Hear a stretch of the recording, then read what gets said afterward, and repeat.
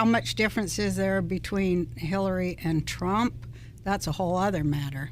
But Trump didn't destroy Libya and Iraq and Haiti. So already I think, guy's got a fresher slate. He's a complete idiot. But, remember the good old days when Sarah Palin was the stupidest Republican? The Todd Shapiro Show. I've interviewed thousands of people, it seems like, in my career, but never have I interviewed somebody with a #1 sitcom in the world who was ran for president and was a star of a Comedy Central roast, which, despite Justin Bieber being a star of a Comedy Central roast, that makes them a legend. Welcome, and we're so grateful for your time, Roseanne Barr. How are you? I'm fine. Thank you for having me. We are so appreciative for you to be here. Now, have you been doing the junket here in Toronto, promoting your JFL show on Friday night? Yeah, I just did a couple shows. I can't remember the name of it. Does that, do you hate doing that stuff, going to a million different things in the same day and kind of repeating and saying the same thing over and over again?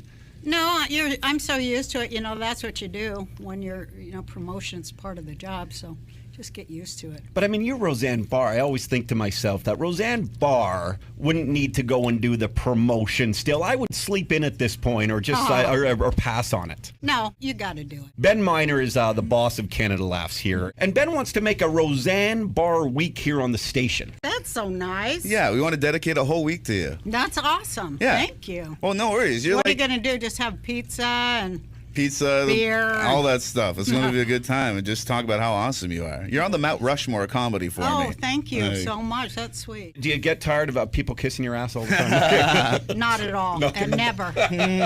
When I look at the writers that came through your show, I know, right? There's Norm Macdonald, there's Judd Apatow, there's Gilmore Girls creator, there's so many, Joss Whedon. Yeah.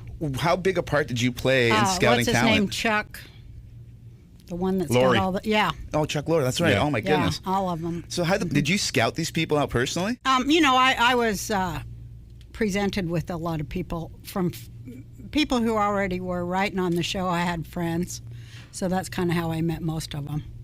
Somebody knew somebody and say, hey, you'd like this person. And our producer is the one who introduced me to Joss Whedon. He was only 19, and he said, I think you're really going to like this guy because he can write feminist lines, which that was a big problem. I had to whip a lot of people. But those are the days you could whip people, too. yeah, right? Yeah. Well, you weren't supposed to, but I did. But I was excited for Joss, and I was excited for everybody. We had over 100 writers over the years. Holy smokes. And most of them have gone on and become real successful people. Wow. How many of those sort of would come to you for advice, Roseanne, being sort of just a natural comedian, and others maybe using that as their craft? Is that one thing you were a leader within, or is that something that you just relied on a team for? Huh? Well, come on. I don't know what you're saying. No, there are writers that do that as their sort of main profession. Oh, I hired a lot of comics to learn the form of writing, which I thought was going to get me a lot better jokes than hiring script writers from Harvard. We all kind of learned it together in a way, a lot of comics. We can learn a form better than writers can learn to be funny. But I had a good mix of people who understood the form and could do that three or four scenes, act break stuff, and then comics would fill in the joke. So, and I had the best of a lot of great writers. When you do stand-up, you do a lot of sort of improv. You just go up there. I don't. You rehearse your routine? It's all rehearsed? That routine? No, I leave room for improv. Yes. But now I'm confused. I don't get up there. Give me a name of a city. I don't do that. It's just off the top of my head with the audience if somebody, happens to turn me on or, give me an idea. But no, it's all written material. It's almost 90 minutes of written material. You like to riff, but no one's going to pretend to be your arms. What? With the improv, What? With the game, whose arms are these? Oh, you never I seen didn't see that one. That's a terrible improv game. I'd make fun of improv, and I'd go, okay, give me a city, and okay, give me a job, because that's what they always say. And then I go, okay, and what do I say when I get there? Being in Toronto, do you love coming to Canada, Roseanne? Is that fun for you performing here? Yeah, it is really fun for me performing here. There was a long time when I didn't do stand-up, about 15 years, where I took a big break, but I've been doing it for about 2 years, coming back a little bit. And these are some of the most sophisticated and comedy educated audiences, that there are. Everybody loves it up here. It's a great, intelligent, well-read audience to get in front of. You recently, I think, went on record saying, I'm a little worried about what's going on in America with Trump and Hillary, and you guys should be worried about Hillary because she might invade you next. Oh, Canada? Yeah. Is this actually a big fear of yours, what's going on in the American politics game? And I know that you wanted to run for president. No, I did run in 2012, and my documentary, Roseanne for President, is available on... direct TV. I don't know what it is. It's out there on every kind of social platform or media platform.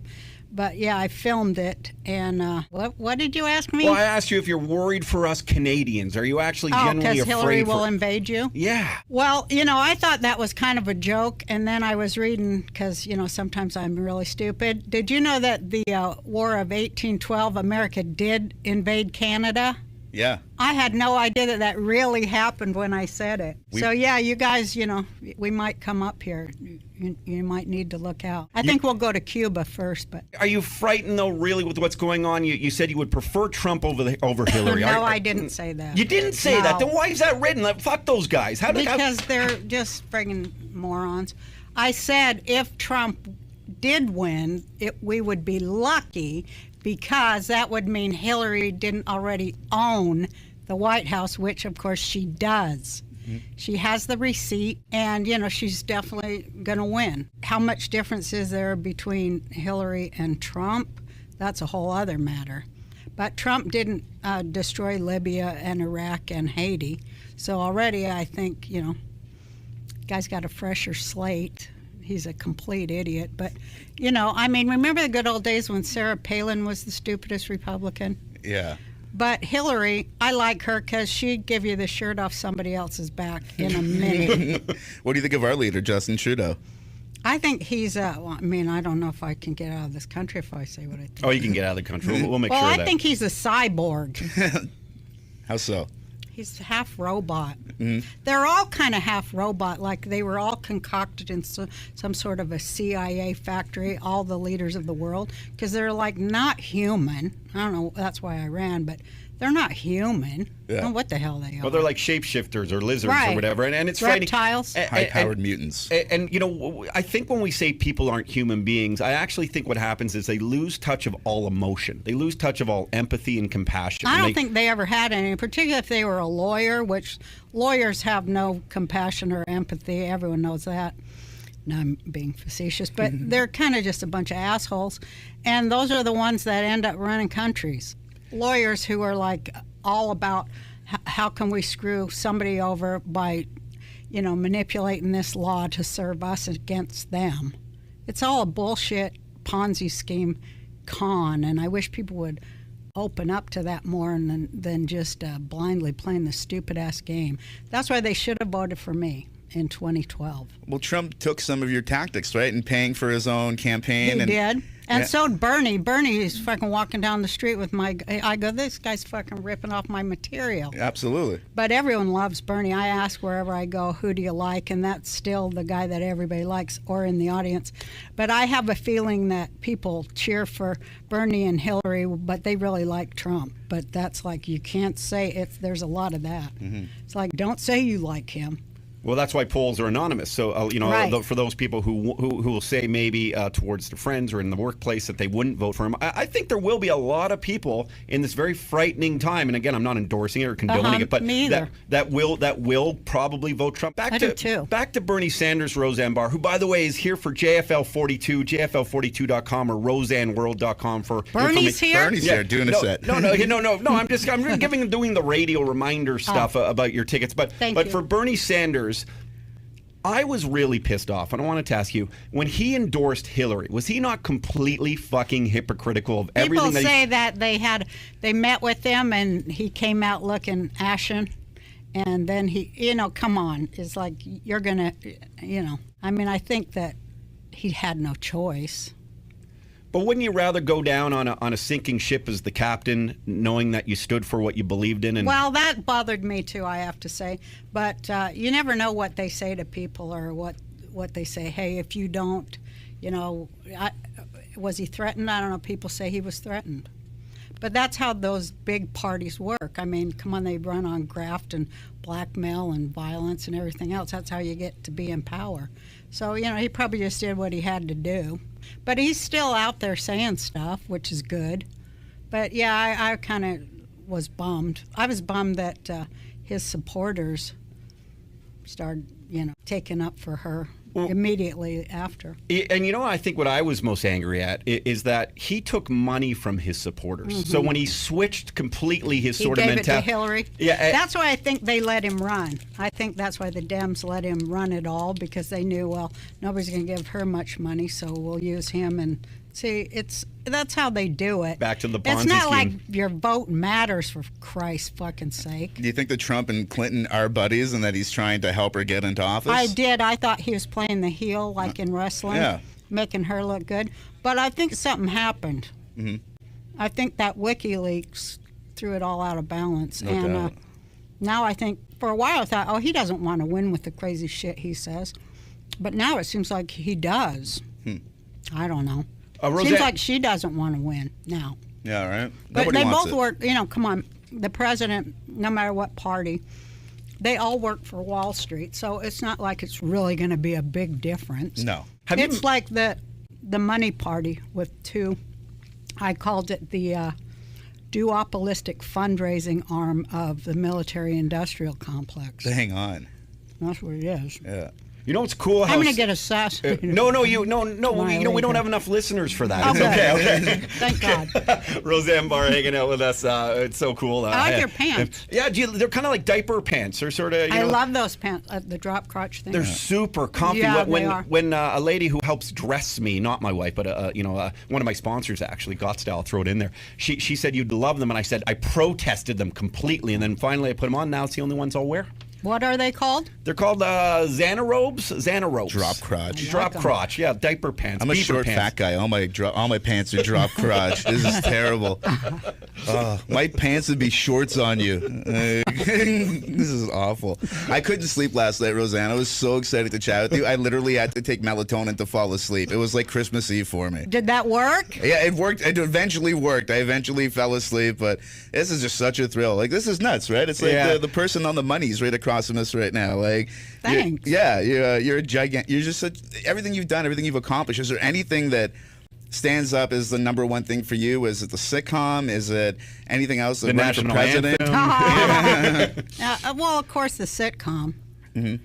But, the sitcom came because of my stand-up. And so if I was going to say the most exciting minute in my life was coming off the stage at the Comedy Store and seeing I didn't know who the guy was, but he came up and handed me a card, and he goes, Roseanne, I love you. And I wasn't from L.A. I was only in there. I dropped in one night. And so I'm like, oh, great move, because I always would be like, that's my shtick. But I looked at the card, and it was The Tonight Show, and it was when Johnny Carson was the host, and he, of course, was my idol, and oh my God, that was the most exciting. That was the number one. And then doing it and meeting Johnny and doing the Tonight Show, there's still nothing. Well, some things. I mean, I've had a lot of. I won the Peabody and Emmy and Comedy Awards after Comedy Award, Humanitas Awards, the Jack Benny Award, the Lucille Ball Comedy Award. Ever amaze yourself, even sort of the blessed life you've had? Yeah, and especially I won the Eleanor Roosevelt Freedom of Speech Award, which that meant a lot because she was my idol too. But yeah, I'm like sometimes pinch myself. What the hell did you walk into? But I worked hard, and I did what you have to do. I mean, at the expense of my nervous system. Okay. I had to do it. Well, and that's an interesting statement, because being such an extrovert that you are and sort of owning everything. I'm not, though. But I know, and there's the introvert and extrovert side, and a lot of sort of the most successful entertainers, comedians that you'll find, there's kind of that difference. Yeah. It's really a dichotomy. It's an interesting one that sort of the common person doesn't understand. Yeah, it's like your real life is on stage, and your real performances, your alter ego, but in real life we're just really boring people. What do you think it is, though, that I am, continued to drive you to push the limits for you? That you weren't afraid to always, whatever next platform you had, you said, you know what, I'm Roseanne Barr, and I'm going to say what I feel, because that's what we all admire the crap out of you for being Thank you. funny and for doing it. Well, I just felt like, hey, the times, I was raised pretty religious, and I always was taught that if you're given the baton, run as fast as you can for the next person too. So it was like that for me, and I was really inspired by other comics. I want to say, like, who did the same. So I wanted to be like them. I didn't really. My one friend said this, and I love it. It's like, I didn't really ever want to be rich and famous, but I wanted to be great. I wanted to be great when I was little. I would watch Ed Sullivan with my dad, and I wanted to be up there with the comedians, and I wanted to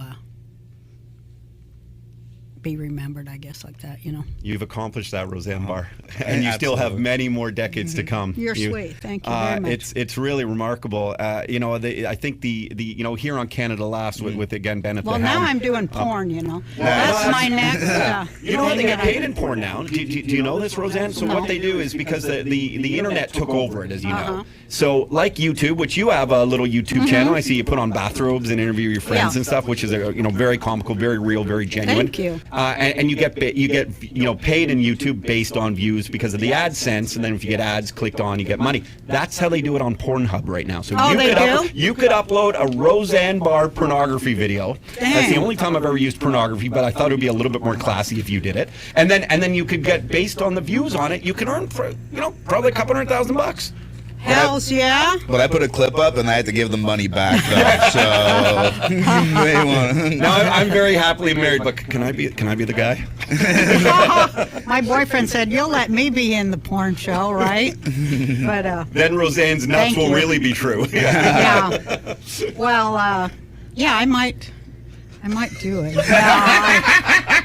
No, I can't stand touching people. I have phobias about touching people. Well, if it does so that happen, would be too weird for porn, I think. If it does happen, I'd like to open for you. I could It's do fun this. being with you guys. Yeah, I could do this absolutely all day long. Yeah. People are so happy to see you on stage. So Thank you so much, and I'm happy to see them too. I'm so happy Thanks, right guys. now. cheers, Roseanne. Roseanne was here. We'll do a virtual hug after. From juvenile to gentleman, it's the Todd Shapiro Show on Sirius XM 168. Canada Laughs.